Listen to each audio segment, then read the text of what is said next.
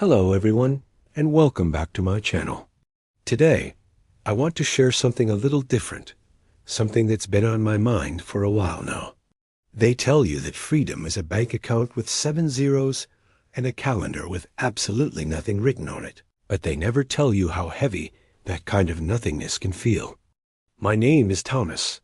I am 79 years old, and I am here to tell you that the day I walked away from the workforce at 55 with a fortune was not the start of my golden years, but the beginning of my slow, quiet disappearance. I spent 3 decades sprinting toward a finish line that I thought was the entrance to paradise, only to cross it and realize I had been running a race that didn't matter in a stadium that was completely empty. I want to talk to you about the seduction of this someday. For most of my adult life, I was possessed by the idea of early retirement. I wasn't just working. I was enduring. I treated my career in investment banking not as a vocation, but as a prison sentence that I could shorten for good behavior if I just saved enough, invested enough, and sacrificed enough. I was the man who turned down dinner invitations because I was working late to hit a bonus target. I was the father who missed the Saturday morning soccer games because I was at the office, telling myself that my absence was a form of love because I was securing their financial future. I had a number in my head, a specific net worth that represented absolute freedom, and I ruthlessly cut out anything that didn't help me get closer to that number. When I turned 55, I hit the number. I remember the day vividly. I signed the paperwork, I shook hands with my partners, and I walked out of that glass building in Manhattan with a sense of euphoria that I can only describe as intoxication.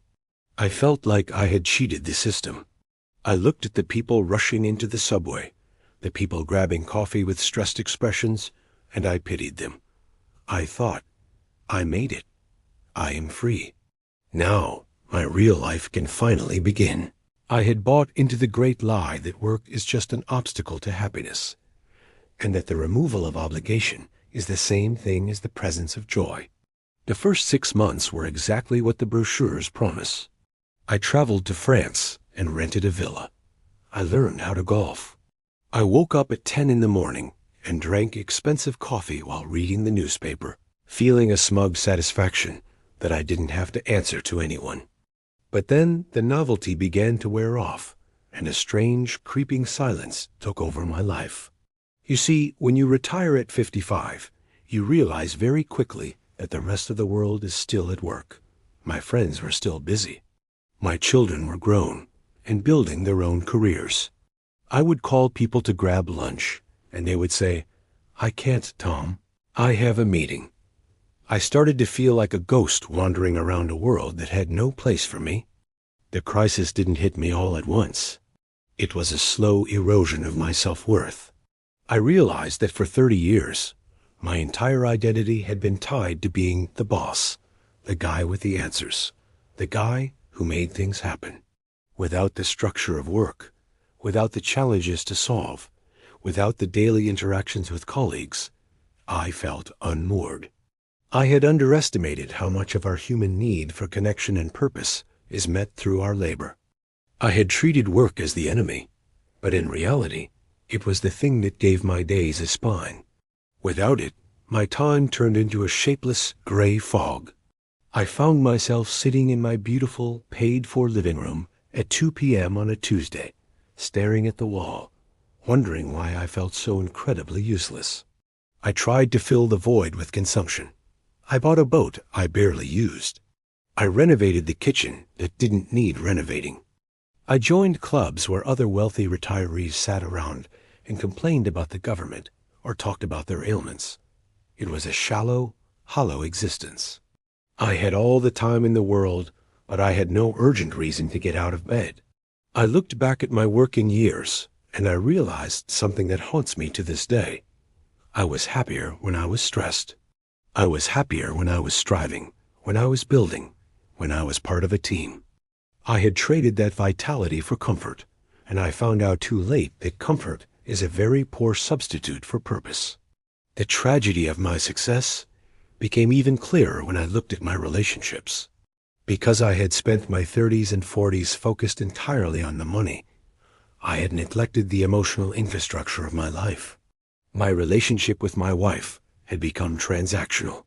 We were partners in a business called The Family, but we weren't really friends.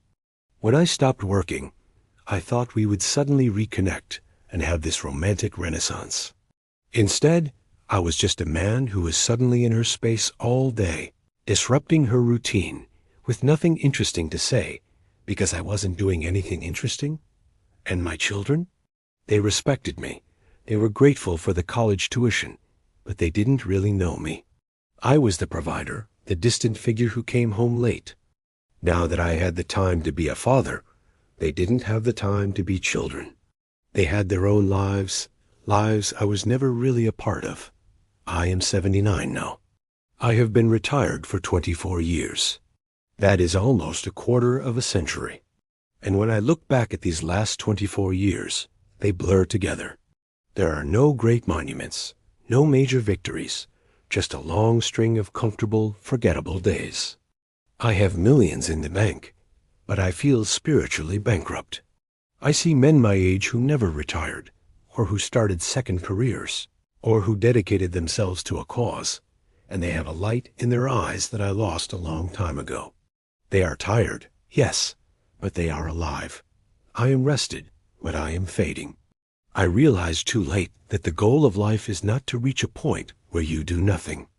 The goal is to find things worth doing until your last breath. Humans are designed to work, to create, to contribute, to struggle. When you remove that struggle artificially, you don't find peace. You find boredom. You find decay. I treated my life like a waiting room for retirement. And when I finally got called into the office, I found out there was no doctor there, just an empty chair and a clock ticking on the wall. If you are listening to this, and you are young, and you are grinding away, dreaming of the day you can quit and do nothing, please, be careful what you wish for. Do not sacrifice your relationships, your health, or your passions on the altar of a future that might not satisfy you. Do not think that money buys a life. Money buys options, but it does not buy meaning. Meaning is found in the struggle, in the service to others, in the messy, stressful, beautiful work of being a human being.